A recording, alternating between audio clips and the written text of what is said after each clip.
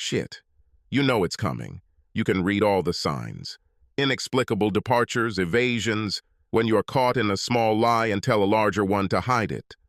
Moods range from unbridled lust to "don't you dare touch me" to complete indifference.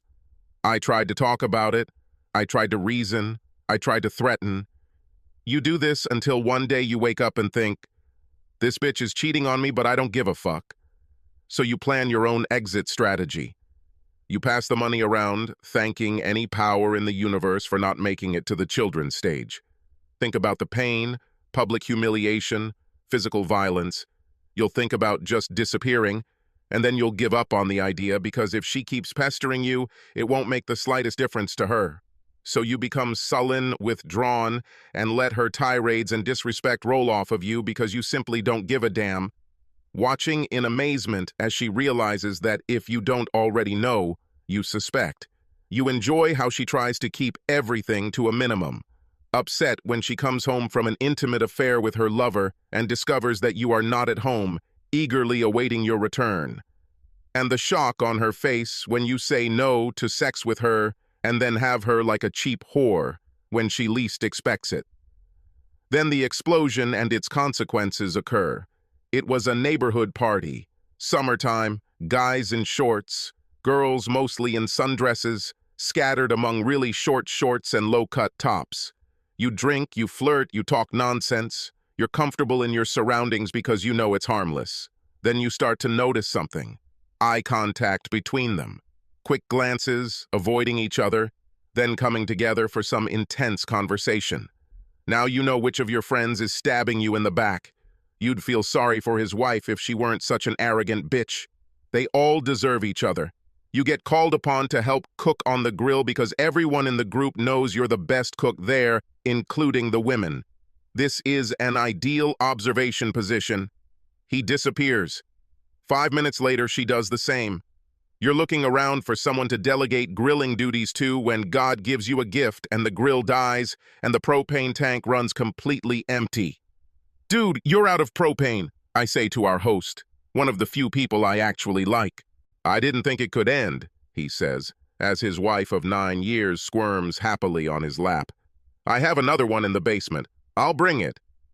You laugh and tell him that he looks a little busy while the rest of the crowd smirks and you go after it yourself, deciding to look for the down on your luck lovers. You find them, of all places, in the basement. He is standing in the doorway of the pantry. His shorts are pulled down to his ankles, grabbing the door frame for support. You can't actually see the woman kneeling, but there was only one woman in a pink top and white shorts. You flash hot, flash cold, then look down at your hand and notice the grill fork you were lazily carrying downstairs. He stops encouraging the woman with praise to look at the trembling silver shaft, 2 prongs of which pass through his hand, pinning it to the doorpost. Before he can scream and warn the woman, you step back and kick him in the groin. You partially succeed, and you hear the woman gag in surprise. The man would have fainted, but his pinned hand seems to keep him on his feet. Smirking, you head back upstairs, telling your neighbor, who also happens to be a registered nurse, that she might need to go down to the basement. It looks like there might have been an accident there. You tell her a few parting words for lovers. Tell her that there is no point in coming home anymore, but let her come anyway if she has the courage. Tell him that if the cops come here, next time it will be much worse than a stabbed arm. The group thundered down the stairs to see him holding his hand, trying to stop the bleeding. His shorts are still around his ankles. She lies on the floor, vomiting. Then, of course, there are consequences. The couples separate, and a couple of people are asked not to come to the parties anymore. Homes are put up for sale because no one can afford them on their own. Neighbors shake their heads, certain that this could never happen to them, until months or years later when it does. Surprised that you don't feel even more bitter, you realize that you had time to mentally prepare for this, unlike your spouse, who is suddenly hit with it. There were tears, pleas, consultations, but the divorce took place.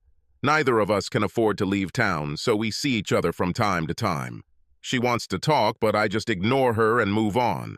Looks like I have more important things to think about. Life goes on.